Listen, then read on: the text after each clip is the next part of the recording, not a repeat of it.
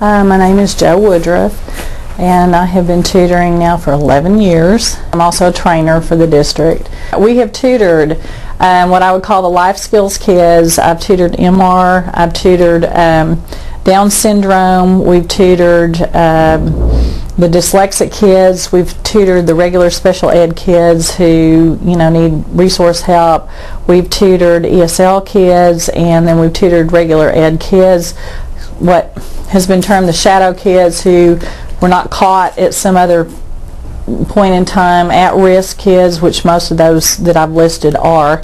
And we've also tutored kids who are pre-AP, who have struggled with their reading, but they're motivated kids, so they've done well in school because they just work twice as hard as everybody else has to. Tutoring all those kinds of kids, we have seen in some cases miracles, but in all cases advancement in their reading. When you take a child who's MR or you take a child with Down syndrome and you have them reading in 4th and 5th grade material, that's just amazing. And you actually did that? Yes, we have done that. They tend to become stuck on trying to focus on individual words and things, and because of the tutoring methodology, we get them used to the fact that they're thinking as a whole when they're reading instead of what is each word written on the page. And I've seen tremendous advancement with those kids. Words by themselves don't have particular meaning until you put them in some sort of a context. And if you're just teaching words and not drawing them together somehow, it's not making sense.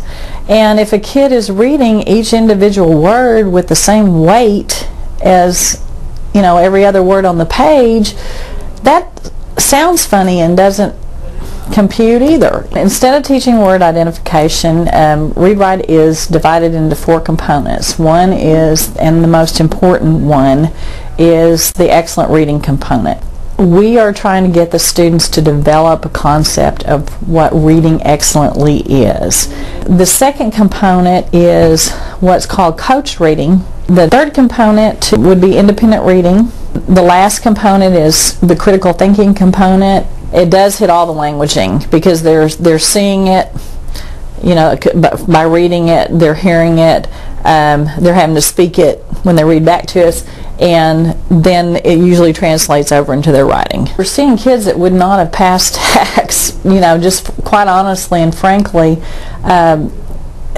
who would never have had a chance to pass TAKS because they couldn't read. I've seen some ESL kids who have been in this program, year, maybe a year and a half, who took the final TAKS tests and passed all 4 of them on the first try, which is amazing. Some it may take more than one try, but they are passing it, whereas if they didn't have this program, they would not be doing it.